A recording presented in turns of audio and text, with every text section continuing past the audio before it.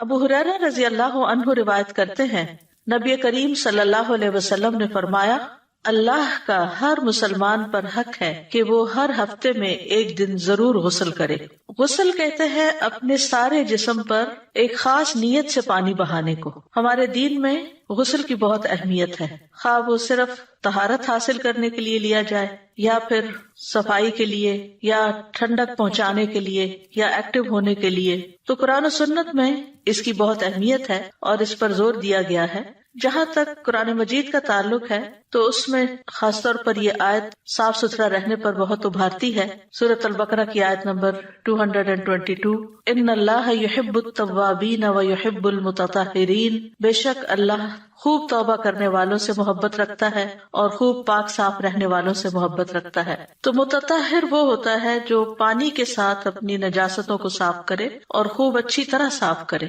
جہاں تک سنت کا تعلق ہے تو جیسے یہ حدیث آپ نے پڑھی، اسی طرح بخاری اور مسلم میں ایک اور حدیث بھی ہے، حق علی کل مسلم ان یغتسل فی کل 7 ایام یوما یغسل فیہ رأسہ وجسدہ، کہ ہر مسلمان پر لازم ہے کہ ہر 7 دن میں ایک دن ضرور غسل کرے، جس میں وہ اپنے سر کو بھی دھوئے اور اپنے جسم کو بھی دھوئے۔ تو یہاں حق کا مطلب یہ ہے کہ یعنی یہ بات لازم ہے، اور 7 دنوں میں ایک دفعہ نہانے سے مراد جمعے کے دن غسل کرنا ہے۔ تو جمعے کا غسل جو ہے اس میں ایک تو ثواب کی نیت ہو سکتی ہے کہ انسان اللہ کے رسول صلی اللہ علیہ وسلم کے حکم پر عمل کرتے ہوئے غسل کر رہا ہے۔ جمعہ کا دن خاص دن بھی ہے، اور اس دن پاک صاف ہونا، خصوصاً غسل اور وضو کرنا، یہ بھی ایمان کی علامت ہے، یعنی پاک صاف ہونا ایمان کی علامت ہے، جیسے حدیث میں آتا ہے الطہور شطر الایمان۔ اور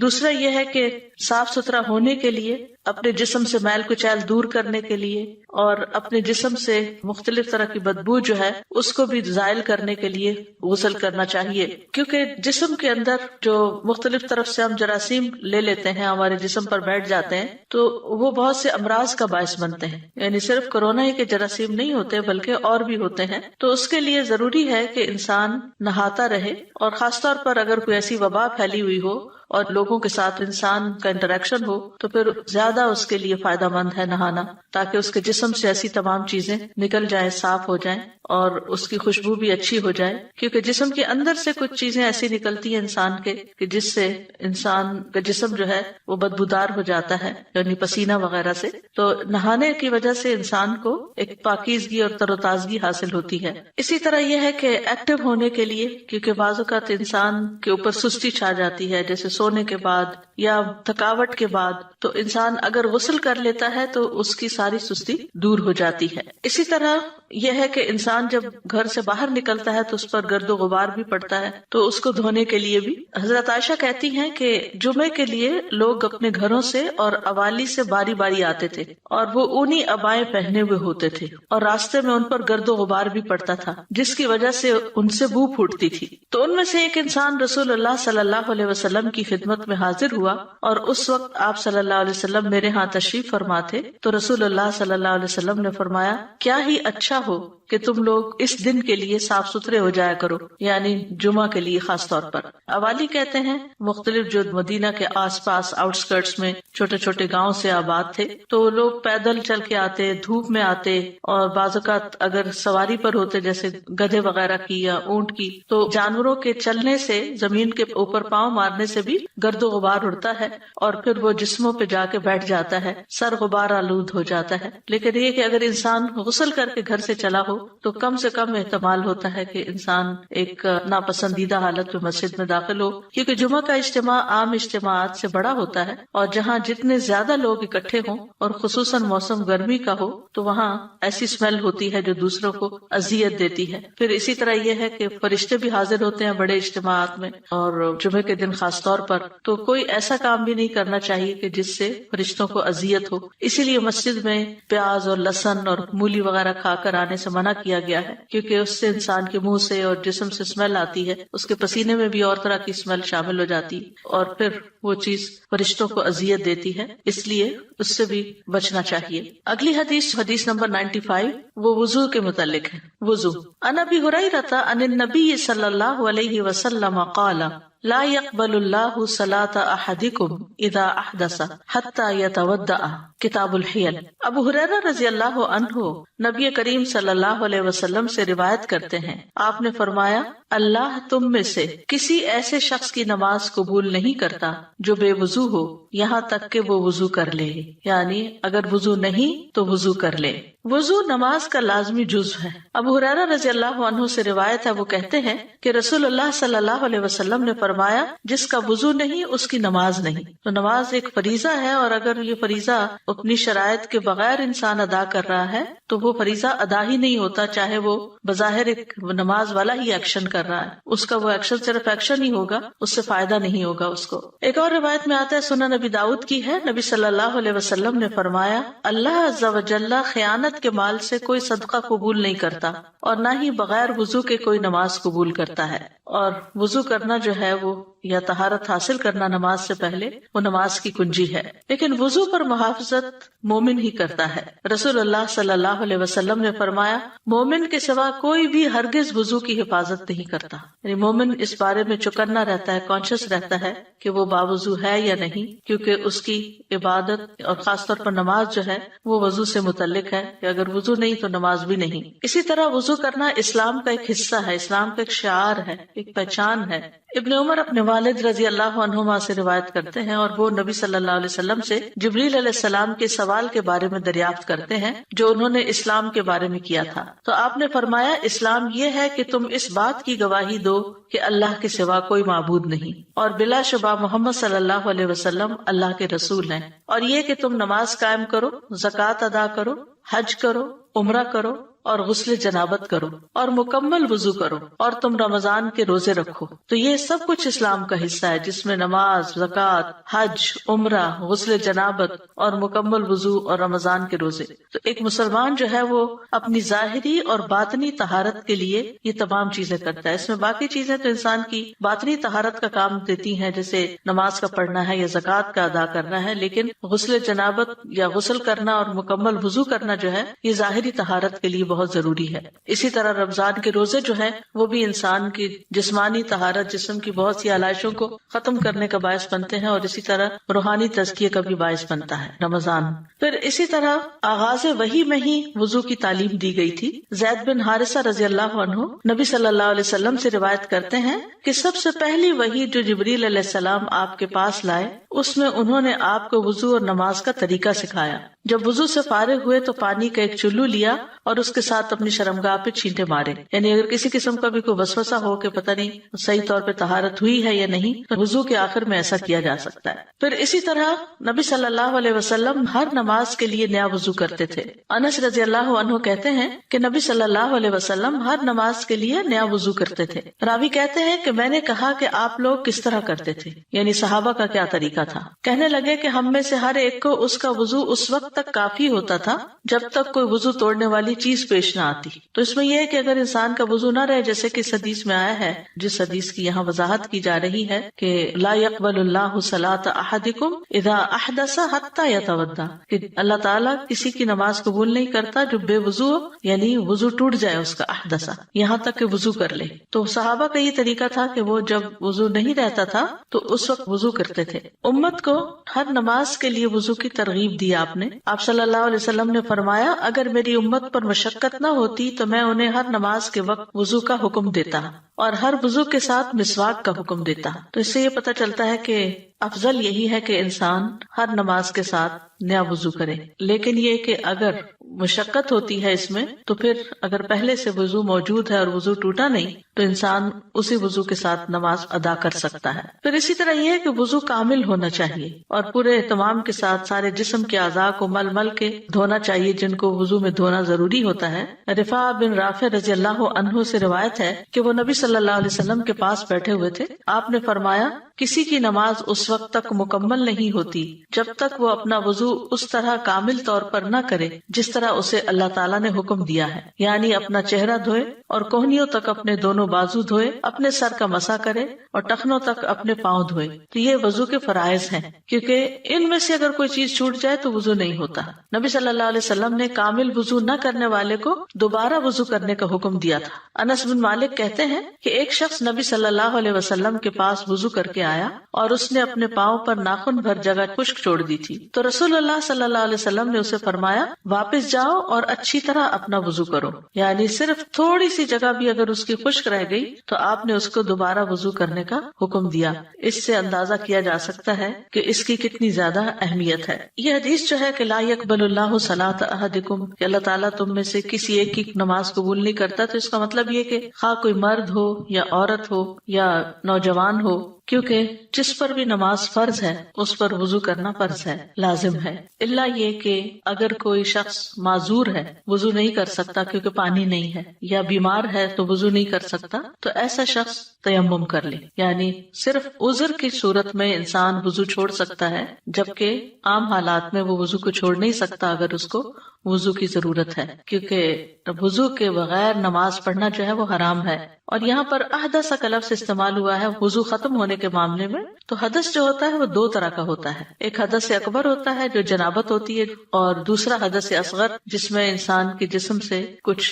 مادے ایسے نکلیں کہ جن کی وجہ سے وضو ٹوٹ جائے۔ تو نواقض الوضو جو ہیں جن پر سب کا اتفاق ہے وہ یہ کہ سبیلین سے، یعنی پیشاب کے اگلے رستے سے یا پچھلے رستے سے کوئی بھی چیز جو نکلے، اور وہ نکلنے والی چیز جو ہے اس میں پخانہ، پیشاب، منی، مزی، ودی اور گیسز، اسی طرح حیض کا خون، استحاضہ کا خون، نفاس کا خون، اسی طرح عورت کی فرج سے نکلنے والی رطوبت، باقی چیزیں وضو توڑ دیتی ہیں اور وہ نجس ہوتی ہیں، لیکن مزی اور جو گیسز جسم سے نکلتی ہیں یا عورت کی شرمگاہ سے جو رطوبت نکلتی ہے یہ ناپاک نہیں ہوتی، یعنی اس سے جسم ناپاک نہیں ہوتا لیکن وضو ٹوٹ جاتا ہے۔ پھر اسی طرح یہ ہے کہ انسان اگر سو جائے تو اس کا وضو ٹوٹ جاتا ہے، اگر اس پر کوئی بے ہوشی طاری ہو جائے، کوئی جنون ہو جائے یا وہ نشے میں آ جائے کسی وجہ سے، اگر نشہ حرام ہے لیکن پھر بھی اگر جیسے بعض اوقات آپریشن وغیرہ کے لیے انستیزیا دیا جاتا ہے جس کی وجہ سے عقل چلی جاتی ہے، یعنی انسان گہری نیند سو جاتا ہے، تو اس صورت میں بھی وضو نہیں رہتا۔ اسی طرح شرمگاہ کو ہاتھ لگانے سے وضو ٹوٹ جاتا ہے، لیکن اگر عورت اپنے بچے کو دھو رہی ہے، اس کو صاف کر رہی ہے تو اس کا وضو نہیں ٹوٹے گا۔ اسی طرح اونٹ کا گوشت کھانے سے بھی وضو نہیں رہتا، اس میں دوبارہ وضو کرنے کی ضرورت ہوتی ہے۔ اگلی حدیث ہے حدیث نمبر 96، یہ مسواک کے بارے میں ہے۔ ان ابی ہریرہ رضی اللہ عنہ ان رسول اللہ صلی اللہ علیہ وسلم قال لولا ان اشق علی امتی او لولا ان اشق علی الناس لامرتهم بالسواک مع كل صلاۃ۔ ابو ہریرہ رضی اللہ عنہ سے روایت ہے کہ رسول اللہ صلی اللہ علیہ وسلم نے فرمایا اگر میں اپنی امت یا لوگوں پر گراں نہ سمجھتا تو انہیں ہر نماز کے ساتھ مسواک کرنے کا حکم ضرور دیتا۔ تو اس سے یہ پتہ چلتا ہے کہ ہمارے دین نے ہمیں مسواک کی ترغیب دی ہے کہ ہم نماز سے پہلے مسواک کریں۔ اس میں آپ دیکھیے کہ مسواک جو ہے وہ درخت کا بھی ہوتا ہے، اور اس کے علاوہ اگر ٹوتھ پیسٹ کے بغیر آپ صرف برش سے اپنے منہ کو صاف کر رہے ہیں تو انشاءاللہ وہ بھی مسواک کے برابر ہو جائے گا۔ یعنی اصل مقصد کیا ہے؟ اپنے منہ کو صاف کرنا۔ اور ایون یہ کہ اگر آپ کے پاس مسواک نہیں ہے یا ٹوتھ برش نہیں ہے تو آپ انگلی کے ساتھ اپنے منہ کو اچھی طرح اپنے دانتوں کو صاف کریں، اور اگر مسواک ہے تو پھر نہ صرف یہ کہ دانت صاف کیے جائیں بلکہ اس کے ساتھ ساتھ اپنے زبان وغیرہ کو بھی صاف کیا جائے۔ اور اس میں یہ ہے کہ جو روزہ دار ہے وہ بھی مسواک کر سکتا ہے، یعنی اس کے لیے بھی مسواک منع نہیں ہے۔ تو یہ حدیث جو ہم نے پڑھی ہے یہ مسواک کی اہمیت پر دلالت کرتی ہے کہ انسان کو مسواک استعمال کرنی چاہیے اور اس کی شدید رغبت بھی رکھنی چاہیے، کیونکہ نبی صلی اللہ علیہ وسلم کو اس کا لازمی حکم دینے سے اس بات نے روکا ہے کہ آپ لوگوں کے مشقت میں پڑھنے سے ڈرتے تھے، اس لیے آپ نے روکا ہے، ورنہ یہ ہے کہ یہ ایک مستحب عمل ہے اور پسندیدہ ہے مسواک جو ہے وہ رب کی رضا کا ذریعہ ہے۔ ابو بکر صدیق رضی اللہ عنہ سے روایت ہے کہ نبی صلی اللہ علیہ وسلم نے فرمایا، مسواک منہ کی طہارت اور رب کی رضامندی کا ذریعہ ہے۔ یعنی نہ صرف یہ کہ منہ صاف ہو جاتا ہے، انسان فریش ہو جاتا ہے، انسان کے منہ میں جانے والے جراثیم وغیرہ اور اندر سے اٹھنے والی علائشیں وہ ختم ہو جاتی ہیں، بلکہ اس کے ساتھ ساتھ انسان کو اللہ سبحانہ وتعالیٰ کی رضا بھی حاصل ہوتی ہے۔ اسی طرح قرآن مجید کی تلاوت کرنے کے لیے خاص طور پر اگر مسواک کر لیا جائے تو بہت اچھا ہے۔ سمرہ بن جندب نبی صلی اللہ علیہ وسلم سے روایت کرتے ہیں کہ آپ نے فرمایا، اپنے منہ کو مسواک کے ساتھ پاک رکھو، کیونکہ یہ قرآن کا راستہ ہے۔ یعنی قرآن کی تلاوت انسان کرتا ہے اور فرشتے حاضر ہوتے ہیں۔ حضرت علی رضی اللہ عنہ نے مسواک کرنے کا حکم دیا اور کہا کہ رسول اللہ صلی اللہ علیہ وسلم نے فرمایا، بلا شبہ جب بندہ مسواک کرتا ہے پھر کھڑا ہوتا ہے اور نماز پڑھتا ہے تو اس کے پیچھے فرشتہ کھڑا ہو جاتا ہے اور اس کی قرات غور سے سنتا ہے اور اس سے قریب ہو جاتا ہے، حتیٰ کہ وہ اپنا منہ اس کے منہ پر رکھ دیتا ہے۔ پھر قرآن کا جو حصہ بھی اس کے منہ سے نکلتا ہے فرشتے کے پیٹ میں چلا جاتا ہے۔ لہٰذا تم قرآن کے لیے مسواک کے ذریعے اپنے منہ پاک رکھو۔ اس لیے بہت ضروری ہے کہ انسان نماز سے پہلے، تلاوت قرآن سے پہلے اپنے منہ کو پاک صاف رکھے۔ پھر اسی طرح یہ ہے کہ جب بھی وضو کیا جائے تو ساتھ مسواک کر لیا جائے تو وہ زیادہ فائدہ مند ہے بنسبت بغیر مسواک کے وضو کرنے کے۔ محمد بن یحییٰ بن حبان کہتے ہیں کہ میں نے عبداللہ بن عمر رضی اللہ عنہ سے کہا کہ ابن عمر وضو سے ہوں یا بے وضو، وہ ہر نماز کے لیے پابندی سے وضو کرتے ہیں، اس کی کیا وجہ ہے؟ یعنی عبداللہ بن عمر کے بیٹے کا نام بھی عبداللہ تھا، تو ان سے یہ پوچھتے ہیں محمد بن یحییٰ بن حبان۔ تو انہوں نے جواب دیا کہ انہیں اسماء بنت زید بن خطاب نے بتایا کہ عبداللہ بن حنظلہ بن ابی عامر نے انہیں بتایا کہ رسول اللہ صلی اللہ علیہ وسلم کو پہل حکم دیا گیا تھا کہ ہر نماز کے لیے وضو کریں، خواہ پہلے وضو سے ہو یا بے وضو۔ یعنی ابتدائے اسلام میں ہر نماز کے لیے نیا وضو ضروری تھا، مگر جب انہیں مشقت ہوئی تو حکم دیا گیا کہ ہر نماز کے لیے مسواک کر لیا کریں۔ چنانچہ ابن عمر سمجھتے تھے کہ ان میں ہمت ہے، لہٰذا وہ ہر نماز کے لیے نیا وضو کرتے۔ تو بہرحال اس سے دو باتیں پتہ چلتی ہیں، ایک یہ کہ ابتدائے اسلام میں ہر نماز کے لیے نئے وضو کا حکم تھا، اور دوسرے یہ کہ ہر نماز سے پہلے وضو کے ساتھ مسواک کیا جائے، لیکن یہ حکم وجوب میں نہیں ہے۔ نبی صلی اللہ علیہ وسلم کی عادت تھی کہ دن یا رات میں جب بھی سو کر اٹھتے تو وضو سے پہلے مسواک کیا کرتے تھے۔ اسی طرح حذیفہ رضی اللہ عنہ سے روایت ہے، وہ کہتے ہیں کہ جب رسول اللہ صلی اللہ علیہ وسلم تہجد کے لیے کھڑے ہوتے تو اپنا منہ مسواک سے اچھی طرح صاف فرماتے، کیونکہ اس میں آپ کی لمبی قرات ہوتی تھی، اور جیسا کہ ابھی ہم نے پڑھا کہ فرشتہ حاضر ہوتا ہے اور اپنا منہ قرآن پڑھنے والے کے منہ پر رکھ دیتا ہے، تو اس صورت میں منہ کا پاک صاف ہونا بہت ضروری ہے، ورنہ فرشتے جو ہیں وہ گندگی سے اور بیڈ اسمیل سے نفرت کرتے ہیں اور اذیت محسوس کرتے ہیں۔ پھر اسی طرح ابن عباس تو کہتے ہیں کہ رسول اللہ صلی اللہ علیہ وسلم رات کو 2 رکعت نماز پڑھ کر سلام پھیرتے اور مسواک کرتے، یعنی اتنی زیادہ ان کے ہاں اہمیت تھی کہ ہر 2 رکعت کے بعد تازہ مسواک کرتے۔ اسی طرح صحابہ کا عمل بھی یہ رہا ہے کہ وہ وضو کے ساتھ مسواک کیا کرتے تھے۔ زید بن خالد جوہنی سے مروی ہے، وہ کہتے ہیں کہ میں نے رسول اللہ صلی اللہ علیہ وسلم کو فرماتے ہوئے سنا، اگر میری امت کے لیے مشقت نہ ہوتی تو میں انہیں ہر نماز کے وقت مسواک کا حکم دیتا، یعنی میں ان کو پابند کر دیتا۔ ابو سلمہ کہتے ہیں پھر میں نے دیکھا کہ زید رضی اللہ عنہ مسجد میں بیٹھے ہوتے تھے اور مسواک ان کے کان پر رکھی ہوتی تھی، جیسے کسی کاتب کا قلم اس کے کان پر ہوتا ہے، تو جب نماز کے لیے اٹھتے تو مسواک کر لیتے۔ یعنی اتنا زیادہ وہ نمازوں سے پہلے وضو اور مسواک کا خاص طور پر اہتمام کیا کرتے تھے۔ ہم سب کو اس بات پر توجہ دینی چاہیے کہ اگر ہم صرف ان چھوٹی چھوٹی سنتوں پر ہی عمل کر لیں تو اجر و ثواب تو اپنی جگہ ہے، اللہ کی رضا بھی ہے، لیکن اس کے ساتھ ساتھ ہم دنیا کے کتنے مسائل سے بچ سکتے ہیں، کتنی بیماریوں سے پریونشن ہو سکتی ہے، اور کتنی تکلیفوں سے ہم نجات پا سکتے ہیں، کیونکہ بہت ساری بیماریاں معدے سے شروع ہوتی ہیں، اور معدے سے جو کچھ جاتا ہے وہ منہ کے راستے جاتا ہے، اور اگر منہ صاف ہوگا تو معدے میں صاف ستھری طیب چیز پہنچے گی، اور اگر منہ گندا ہوگا تو پھر منہ کی علائشیں ساتھ کھانے کے مل کے معدے میں اتریں گی، جس کی وجہ سے مزید بیماریاں پیدا ہوں گی۔ اور اس کے علاوہ دنیاوی فائدے بھی بہت ہیں، دانت صاف ہوتے ہیں تو دانت چمکتے ہیں، دانتوں میں بیکٹیریا نہیں لگتا، گمز صاف ہوتے ہیں۔ اب ٹنگ کلینرز الگ طور پہ بنے ہیں، حالانکہ اگر پراپر مسواک لیا جائے اور اس کو چبا کر نرم کر لیا جائے تو اس سے زبان صاف کی جا سکتی ہے۔ حتیٰ کہ نبی صلی اللہ علیہ وسلم جب مسواک کیا کرتے تھے تو آپ کے گلے سے او او کی آواز آتی تھی، یعنی حلق تک آپ اس کو لے جاتے تھے، حلق بھی اس سے صاف کرتے تھے. پھر اسی طرح یہ ہے کہ ماؤتھ واش کی بھی ضرورت نہیں رہتی، یعنی مسواک جو ہے وہ ماؤتھ واش کا بھی کام کرتا ہے. اگرچہ ٹوتھ برش کیا جا سکتا ہے، اس میں ممانعت نہیں کی گئی، لیکن ہم دیکھتے ہیں کہ ٹوتھ برش جب ایک دفعہ منہ صاف کرتے ہیں تو جو کچھ منہ کے اندر سے نکلتا ہے وہ اس کے ساتھ پلاسٹک کے چپک جاتا ہے. پلاسٹک ایسی چیز ہے جس پر جرمز جو ہیں وہ بہت دیر تک چپکے رہتے ہیں، میٹل کی نسبت، شیشے کی نسبت، اور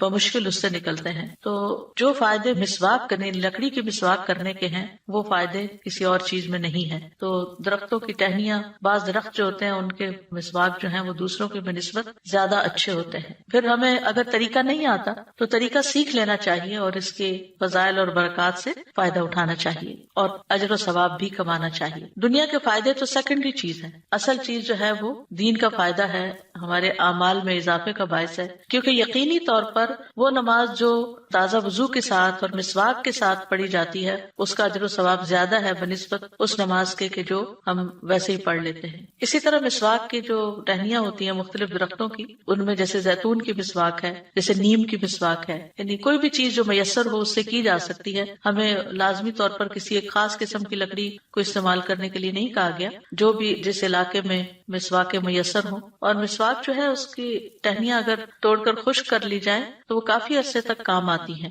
اور ان کا بھی فائدہ ہوتا ہے.